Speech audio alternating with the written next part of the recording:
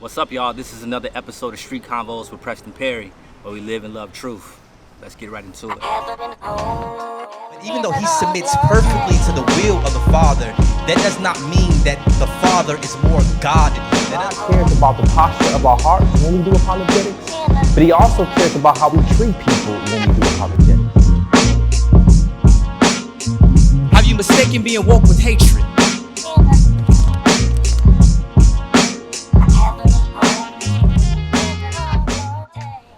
So on this episode, I talked to a couple of monks. And so I've noticed that monks in this area that I often minister at and shop at and eat at and, have been gaining traction. And not just monks, but any religion that kind of preaches this message that you can search many different avenues to get to God. And I think one of the reasons why is because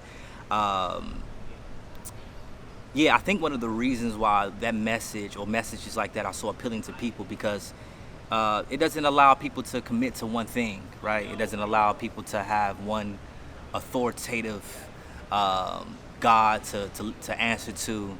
And I think, man, in a lot of ways, people just want to be free.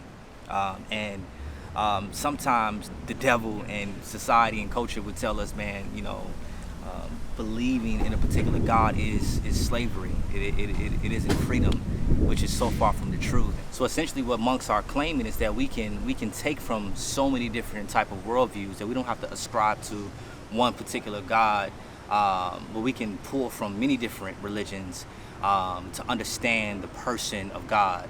And so, man, I that's something that I obviously disagree with. We didn't get the chance to dig into that. But one of the things that I did ask them is that another thing that they teach out here that I feel like is appealing to a lot of people who hear their message is that we are in a lot of ways powerful in the same way God is powerful. But at the same time, they claim that God is the creator and someone that we should acknowledge and honor, right? But they claim that we are eternal in the same way God is eternal. And so one of the things that I was trying to ask them is that if we are eternal like God is eternal, essentially what makes us distinct from God? When you look at the monk faith, one of the things that they're doing is consistently pointing you to this God that you should worship. But they claim that human beings have no beginning in the same way that God has no beginning.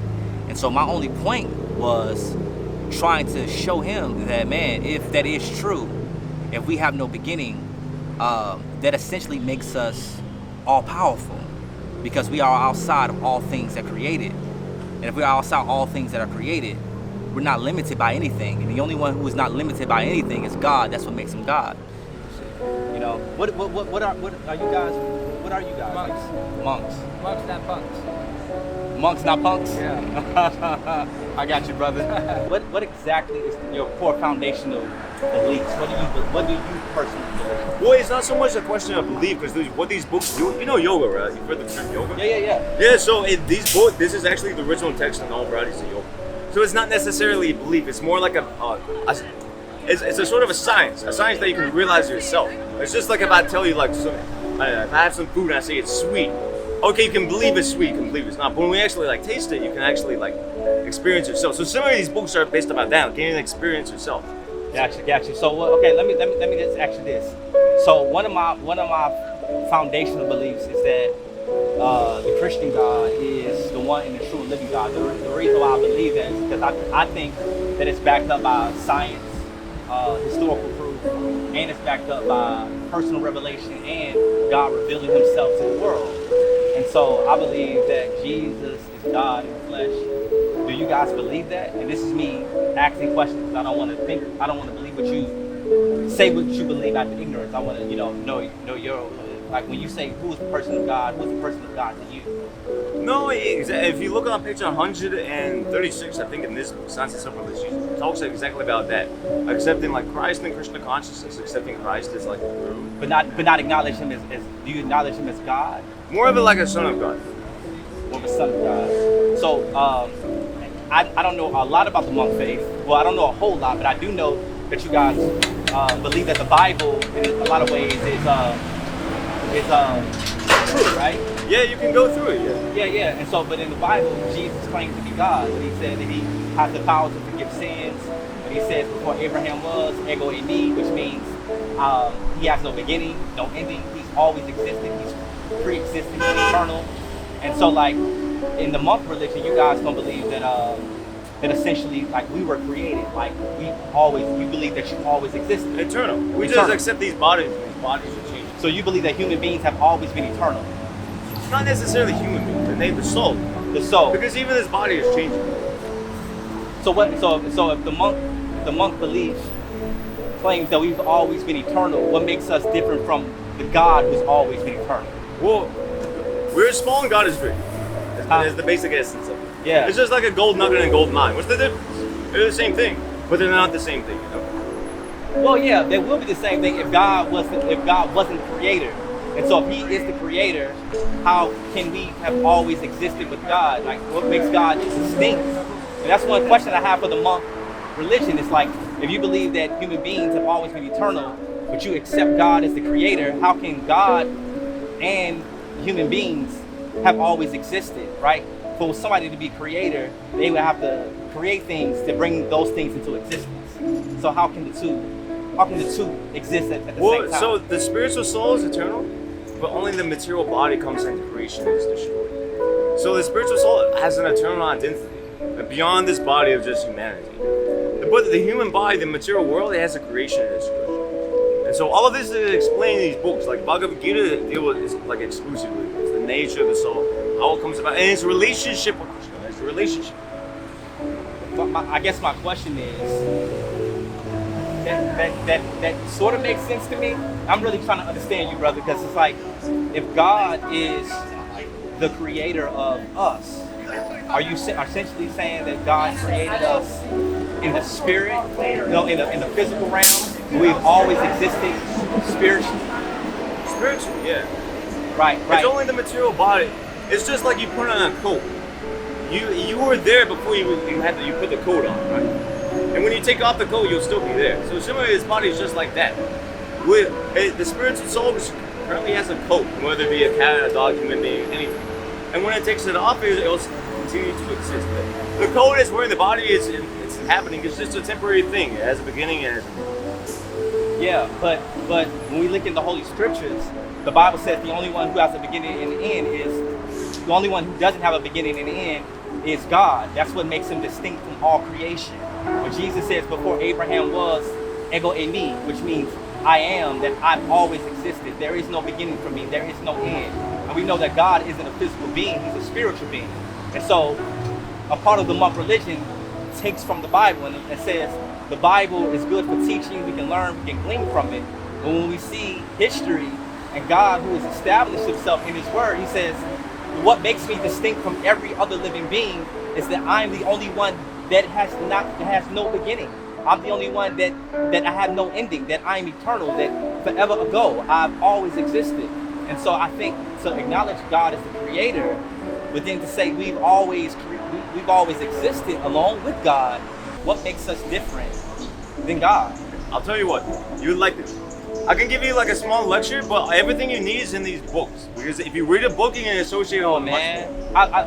Here's the thing. I love talking to people. I respect that. I respect that you guys are out here on a mission, talking to people. The thing is, you can only associate with us so much. But if you get a book, you can associate with the author of that book unlimitedly. No book is more personal than you. I probably can't read. You don't know that, but I can talk to you. You know what I'm saying? And so if you're out here, man, with the literature, I would love for you to at least attempt to explain some of the questions that I have for you, because I just think that's dignity and respect, you know, like, because I love to talk to real people, and I think sometimes we can be so disconnected from the world around us, and I'm not trying to come at you, I'm not trying to like bash what you believe. I respect you guys. You guys out here in the hot sun laboring, you're not getting much money. That's honorable and respectable to me. You don't get any money. But he said y'all don't get any money. But I'm just saying, like, I just think that, man, conversations like this is powerful. You know what I mean? Like, as a brother who loves you, who care about you, you know what I'm saying? And I believe that you care about people. That's why you're out here, right? Yeah. Yeah. So I would love to at least begin to wrestle with some of the questions I have. As far as the and that's Bible, I'm sorry, let me cut you off. That's the only main piece that I have. When I read the monk faith, it denies Jesus as the person of Christ, but it also communicates that human beings are eternal. And I don't really see how that makes us any distinct from God. I see it with all respect. I see it somewhat problematic that we're pointing people to a faith that essentially says we're the same as a God. Like, what's the point of it? no, we're not the same as God. Just like I was saying, a gold mine and a gold nugget, they're the same, but they're not the same. You can't equate the two. It's the separate and the distinct individualities. There's a verse that says, Nityu nityananam chetana chetananam. Yes. God is eternal, living beings are eternal. God has consciousness, and living beings have consciousness. But God is maintaining all of the living beings. But do you believe that God is all powerful? Yes, of course. So the only reason why God is all powerful because he exists outside of time, right? He's not limited to time, space, and matter, right? And so because he's outside of these things, that's what makes him eternal. That's what makes him powerful. He's not limited. His eternality is the only reason why he's not limited to the things around him. And so if we are also eternal, what makes us distinct from an eternal God? When you claim that you are eternal, what you're essentially saying is the things of this world, I'm not limited by them. And so, if I'm not limited by time, space, and matter because I'm outside of time, I'm not limited to space, I'm not limited to matter, I'm essentially claiming to be the same as God. If I'm essentially claiming to be the same as God, what is the need to point me to the God of your religion? Well, I mean, you're not the same as God. It's just like you can't. I know. If But you had a golden, I know you guys are. well, you can believe how you cannot believe. But if you have a gold nugget and I have a whole gold vault, if I say, okay, exchange me, if you want to exchange your nugget for a whole gold vault, would that be logical? It's not the same. It's the same, but it's not the same. I know. I get that logic, and I get that ideology, and I think it's a fair point. But the point that I'm making is, once you claim to be eternal, you are making yourself the vault, not a gold nugget. No, because the fact is, we're in this world and we're undergoing birth and death. So with the vault and the nugget analogy, which is a really good analogy, I told him that's a dope analogy. He's basically saying that God is the vault. When I asked him what makes God distinct from us if we're both eternal, what makes God distinct? And he said, well, God is distinct because he's the vault and we're the nugget. And so my question to him was, not my question to him, my statement to him was, I agree with that. You know, I agree that God is the one who holds he's more precious than the nugget, right? He is the vault. He's the one that holds all things together. I think that's essentially what he was trying to claim. But I was letting him know that if we're claiming to be eternal, if we're claiming not to have a beginning like God, we are essentially claiming to be the vault.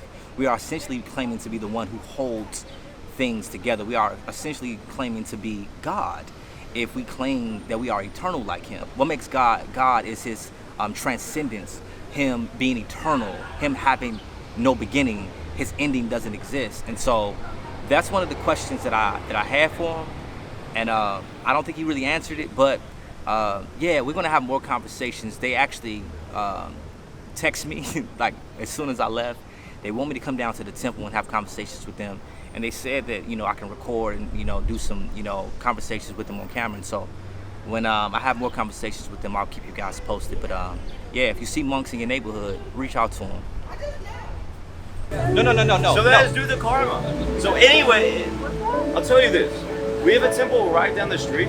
If you want to, you can come on Sunday, you can ask all these questions. Okay. Personally, we're out here trying to do outreach and distribute books. I'm just friendly friends. Yeah. Well, And I respect you. We can discuss on the. I would love to come.